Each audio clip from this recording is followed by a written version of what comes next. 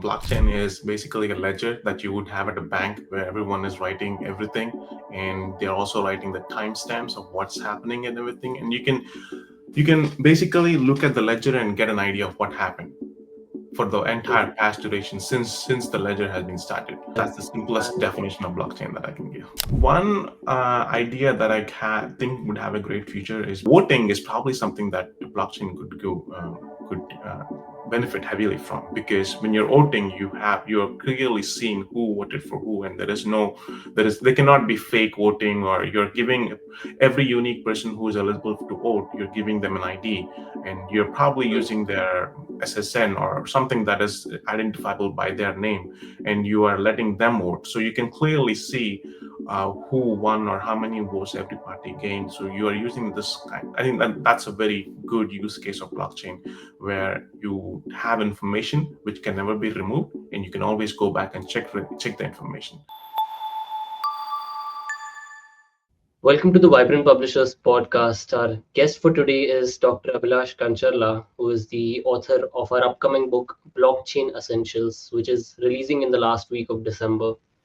Dr. Abhilash is an assistant teaching professor in computer science department at the University of Tampa, teaching undergraduate level courses.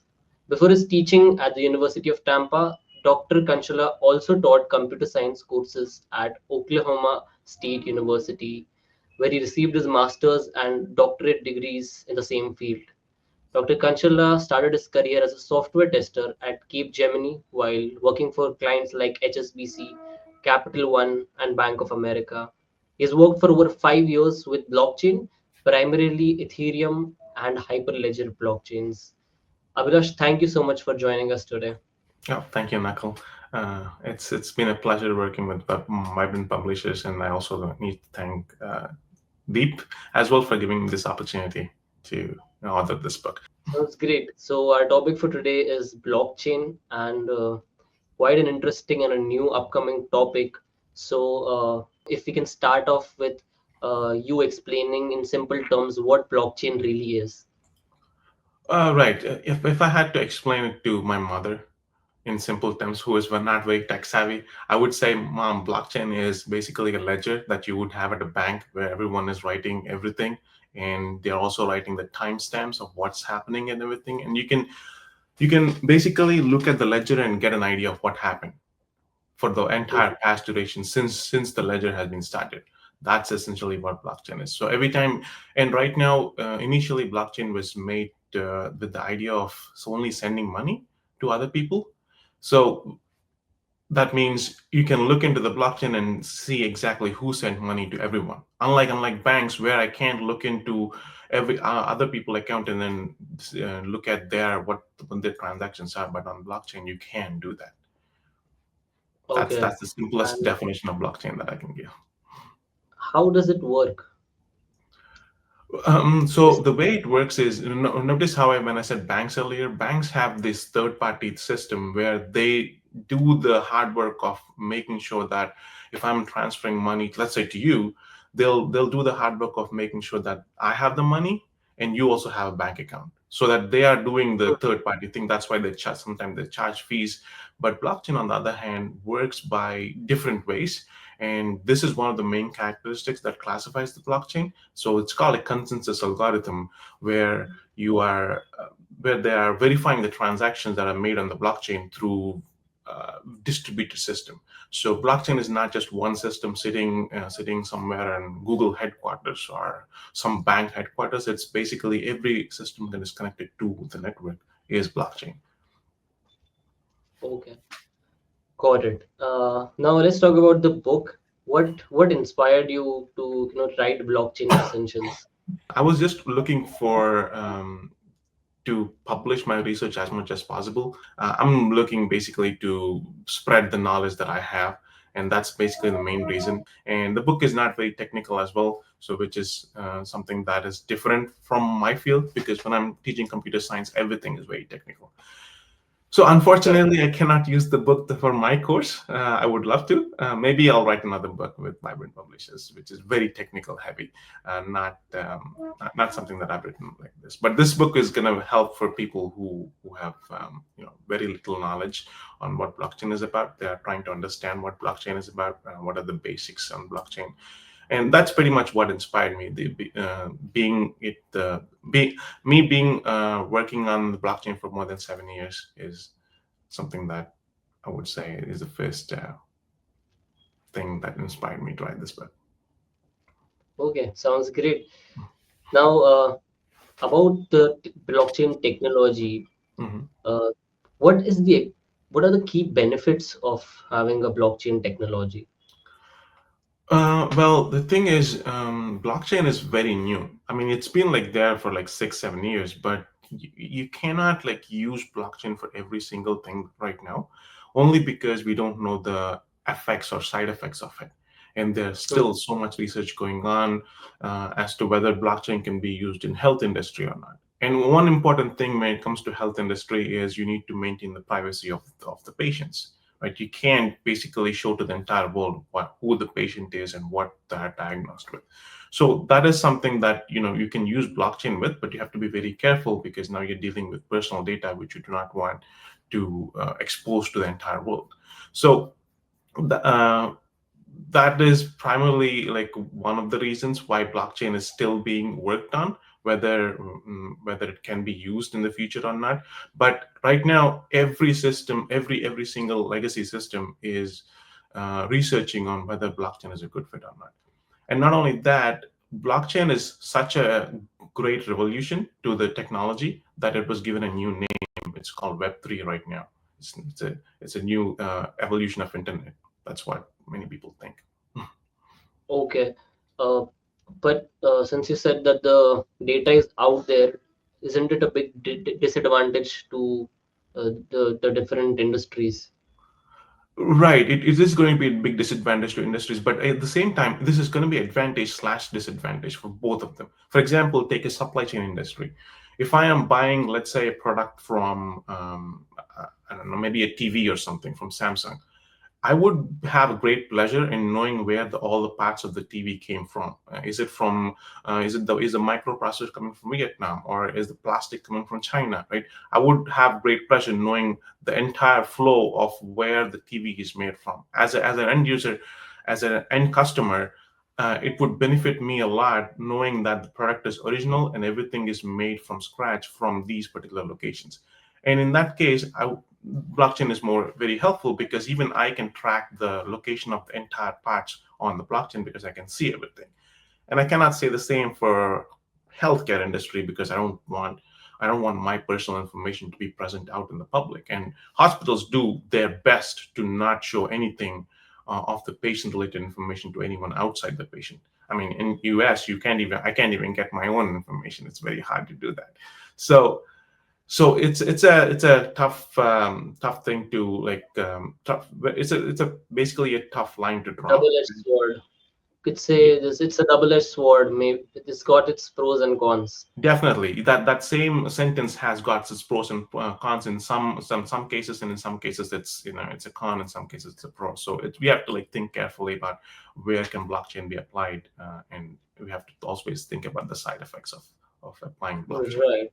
Currently, what is it being used for majorly? Right. So 10 years ago, when Bitcoin was like basically did a bombshell like explosion for everyone, and then everyone was investing in Bitcoin. At that time, it was only transferring money and nothing else. Right. But now, Hmm. after Bitcoin, a few years after Bitcoin, there was Ethereum smart contract. Dr. Vitalik Buterin, who is the founder of Ethereum, he came up with a new version of blockchain, or not new version. He added something to the Bitcoin blockchain. So the ability to create smart contracts is what makes blockchain very powerful right now. So using smart contracts, you can automate stuff. So for Hmm. example, if I'm betting on something, let's say if I'm betting on a match to go win or lose, I can bet beforehand, and then I can expect, depending on what the result happened, I can expect my cash in. Or depending, if I lose, then I'll lose my money. But you're automating these things in a smart contract, which makes a blockchain essentially like an automated, where you are already predefining the rules beforehand, and these rules basically run when a certain condition happens. And there is Okay. no, and you can believe those rules are going to run because it's blockchain. You have the rules already in place, so something that is Mm, in blockchain cannot be removed. So that means whatever rule was that was defined in blockchain is going to run no matter what. So you can have that guarantee. It's not like if you're betting with someone else and they're going to back off, right? If you're yeah. doing it in person, but in blockchain that's not going to happen. It's always going to happen because you have already written that rule somewhere in the blockchain as a smart Got it. contract. This might sound silly, but I'm trying to make it as basic and simple as possible. Mhm. Uh, the inventor of Ethereum, doesn't he have the control over those smart contracts? No, no. So blockchain is basically a distributed database. So every computer that is connected to the blockchain has all the entire copy of the blockchain. So the inventor basically invented the technology of how smart contracts work, but no one has control of the blockchain. Every single user that is connected to the blockchain has the same control as any other user. And that's why people also say this. I mean, experts in blockchain also say this, that blockchain is not completely hackable, but it is when your blockchain is getting to a considerable big size, then it's kind of hard to rewrite a transaction that was already present on blockchain. So no one has a centralized authority on blockchain. It's a distributed database. Got it. Mm. So it's decentralized mainly. Right, exactly, decentralized. And if you could expand upon the concept of decentralization and its role in blockchain. Yeah, sure. So decentralized is where I'll use an example of transferring money from one person to another person. So if I'm transferring money, let's say to you, then that is, and if I'm using a bank, that's a centralized network. So everyone that's transferring money to you is going to use a bank, right? So bank is a centralized network. But let's say 10 of us, 10 people are standing in a circle and we are always watching each other. And if I transfer money to you, then everyone keeps a note that I gave you money, right? So Mm, everyone has the same information. And if you gave money to someone else in that 10% group, then everyone else has the same information. So you're basically keeping track of this information. That is what decentralized is. That means everyone in the network or everyone in the group can see everyone, what they did, and they're verifying the transaction by doing something. Of course, we are verifying it by physically looking at each other, but in computer science or in blockchain, it's different. There are different ways of verifying it. This comes back to my previous statement about consensus algorithms. That different consensus algorithms, some of them do it differently. Bitcoin does it differently. Ethereum does it differently. And there are some blockchains that are recently coming up, like Ripple. Those do it differently. So we have different ways to verify these transactions. understood. Mhm. Can you share an example, another example of a particular blockchain project that you find uh, particularly innovative or promising, or which has a great future? One idea that think would have a great future is because blockchain is kind of the place where you can make sure that if something is written on the blockchain, it cannot be deleted. Maybe since I mean we have election time right now in U.S., but I mean elections are already over. We already got a president, but voting is probably something that the blockchain could benefit heavily from, because when you're voting, you're clearly seeing who voted for who, and there cannot be fake voting, or you're giving every unique person who is eligible to vote, you're giving them an ID, and you're probably Mm, using their SSN or something that is identifiable by their name, and you are letting them vote. So you can clearly see who won or how many votes every party gained. So you are using this kind. I think that's a very good use case of blockchain, where you have information which can never be removed, and you can always go back and check the information. So there cannot be any fake votes going, or you cannot vote for someone on behalf of someone because you are using your own ID. So that's a very great use case. And I think healthcare is also a really good use case of blockchain, because imagine if someone from a third world country wants to get treatment, and the problem is they cannot, they don't have the means to pay, or they don't have the necessary banks that can do foreign transactions. In that case, blockchain is a place where there is no bounds on, there is no limits on where you can do transaction. I can send someone to someone who is in Maldives without any bank, right? All they have to do is they have to connect to blockchain, and I'm connected to the blockchain. You're basically transferring money. I mean, again, like I said, this comes back to the double-edged sword. Now you can think about transferring money. Now you have financial legal implications. So a Right. couple of years ago, US didn't have any tax-related impositions on blockchain currency, but now we do. So even the government is, trying to catch up with the latest trends of blockchain. Got it. And this also poses a risk of scams happening Oh yeah, through. for sure. Yeah. Yes, that's one of the biggest disadvantage of blockchain is that now what if how do you detect that you're saying it's anonymous? That means we don't know who made the transaction. Now, what if this particular transaction is made to a scam or to a terrorist or anything that you would not want to have it happening in normal life? Like this can uh, act as a double-edged sword as well. Got it. And any other potential challenges or limitations you see coming in the future? One of the limitation of blockchain is the size of the blockchain. Remember how I earlier said that every node has to be connected to the blockchain. That means every node has to have a copy of blockchain. And right now, I think Ethereum blockchain is around 1 terabyte of size. So that means you would not have a common user like me. Let's say if I'm a common user of internet, I would not have 1 terabyte of free space lying around for me to connect to blockchain. But that Yeah. limitation is being addressed by a lot of other blockchains as well, in the sense that you don't need to connect. You don't need to have an entire copy of the blockchain. You just need to get connected to it. As long as you have some part of it, you can verify that you are a part of blockchain. That's one of the limitations. And scalability is a problem as well. You can't like scale a blockchain to millions of people like how banks have millions of customers, then they can work very easily, and that's another issue. And right now, timing is another issue, when because if I have to send money to someone else, it's going to take a while. But unlike credit cards, you don't wait at a Walmart for like 10 minutes for your transaction to go through. You just scan your card and then you just walk out, right? So timing is another issue, where it takes a lot of time for the transaction to get approved, and that's also, I think, being addressed in a lot of blockchains.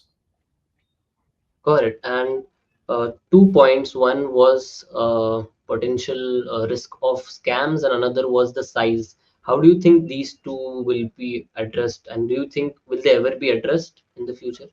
Yeah, they Or have to be. Yes, eventually they have to be. If blockchain is being, considered as as a replacement for many of these legacy systems, then like centralized systems, we have to think about those kind of how to overcome those kind of limitations, I especially the mean, scam. is there a solution, or is there a scope for solution to There are these two? different solutions. I mean, like this is a very new research. Even though it's like 7 years, there's still a lot of really good papers that are coming out, where they are focusing on getting better consensus algorithms or better scalability or a better use case of blockchains by reducing the scamming and anything that is possible. Because, and again, that's a very hard thing to say too, because the whole point of blockchain is so that you're anonymous. You're an Hmm. anonymous person transferring to another anonymous person. Now when you're putting in, hey, you cannot do anonymous, because now if you do anonymous, you are making sure that the scam's going to happen. Now we have to think about it. Oh, how do I not make it anonymous? But if I not make it anonymous, you are basically removing an entire characteristic of blockchain, which is what blockchain is built upon. So that's a very tough thing to do. But eventually, I hope it happens in the near future. And I'm sure there are a lot of research that is ongoing to get that sorted out. Correct. You mentioned that to own one Ethereum, it takes around 1 TB, 1 terabyte of Mhm. size or space in your device or Right. wherever it is stored. But what exactly goes into, I mean, what is this made up of that it takes so much of size? What is Uh, exactly inside of a one particular digital coin, or uh, whatever the term might be for that particular thing? So let's say one Ethereum coin is 1 TB, but what is it made up of exactly to take up that much space? So it's basically all the records of transactions that have been made on Ethereum. So it's not Okay. coins. A coin is a digital currency. So it's just a Okay. number. Even not just in Ethereum and in Bitcoin, it's just a number. You don't have, unlike physical currency, you have a paper which is physical, right? You can see the paper. But in digital currency, you cannot see the digital currency because it's just a number that's present, that's linked to your account. 1 TB is essentially not any coins, but it's a history of all the transactions that were made on Ethereum. So if Ethereum is being used right now, and if there are more transactions that are being made, you are adding those transactions to the blockchain network. So the more transactions that you make, the more bigger the blockchain. So the more bigger the blockchain, actually, it's more secure because now you can't overwrite such a big blockchain, and it takes a lot of work, and no system has that much power. Got it. Understood. Uh, Now coming to the energy consumption part, Mhm. and we see these days with sustainability being a very important topic. There are certain. Do you think there are certain energy consumption concerns with terms of blockchain, and do you think blockchain will at one point evolve to become more sustainable? Oh yeah, definitely. It is already becoming more sustainable because there are so many research being done on coming up with new consensus algorithms. So Bitcoin is probably the one that comes to my mind is when we're talking about sustainability in blockchain, because Bitcoin uses a consensus algorithm called proof of work, which I will not go into the details of that, but it's an consensus algorithm which takes a lot of computation. It takes a lot of electricity because it's trying to solve a very hard mathematic problem. So every node or every miner that is connected to the blockchain network who's trying to mine Bitcoin, they have to spend a lot of electricity, and they usually have a lot of GPUs, like these graphic cards, which take up a lot of electricity as well. And actually, funny thing is, I collaborated with one of the faculty here at University of Tampa to come up with a paper where why not use there is wind energy. Wind energy is a free energy. It's not You're Hmm. not getting wind energy from replenishable resources like coal. So why not use wind energy as a source of Bitcoin so that you're not wasting any non refundable resources like coal, and usually, again, I'm not an electrician or any expert in atmosphere, but apparently there seems to be a lot of energy that goes to waste near the wind farms. So in Kansas or California, we have a lot of wind farms here in the US, and so there is some electricity generated, but for that to get to home, there is some wastage going on. So if we could harness that particular wastage of wind energy and then use somehow to power Bitcoins rather than go to waste, then maybe we're partially solving the problem of not using that much electricity as it needs to be. So you're using the solar energy or wind energy to power up Bitcoins. But right now, Bitcoin has the proof of work, but there are many other blockchains which have other consensus algorithms.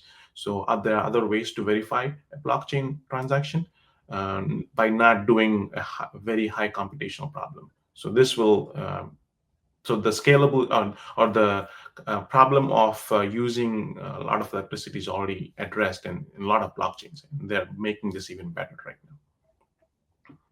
Got it. Mhm. Now, my last question to you is you mentioned another term for blockchain is also Web3. So, are these two things similar, or I mean, interconnected, or are they the same thing? And if they are different, how are they both connected with each other? They are exactly the same. I mean, Web3 is the name. Okay, since we're talking about Web3, I'll just go back to Web1 and Web2 as well. So Web1 is given to it's a terminology that was given when Internet first started out. So at that time, where your web pages were like static web pages, that means there were no buttons on there. It was just images that you could see or text that you could see. That's it. You cannot interact with the website. You cannot post something. You cannot write a text. You cannot click a button. There was never anything like that. It was very static websites. So that was web 1, where you have just created internet.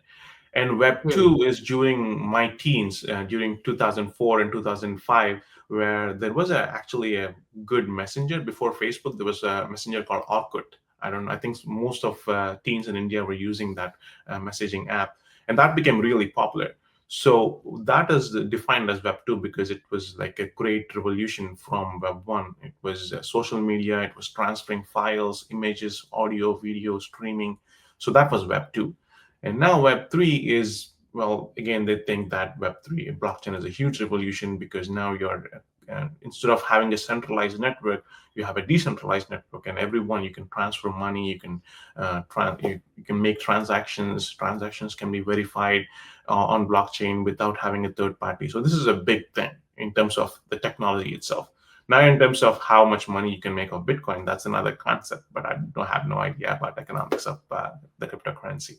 But that's why it's defined as Web 3. So since it's so big in terms of your previous generation or previous technology, it can be you applied different ways in different systems like healthcare, supply chain, finance, voting, or any you can name a lot of these industries where blockchain could potentially replace them.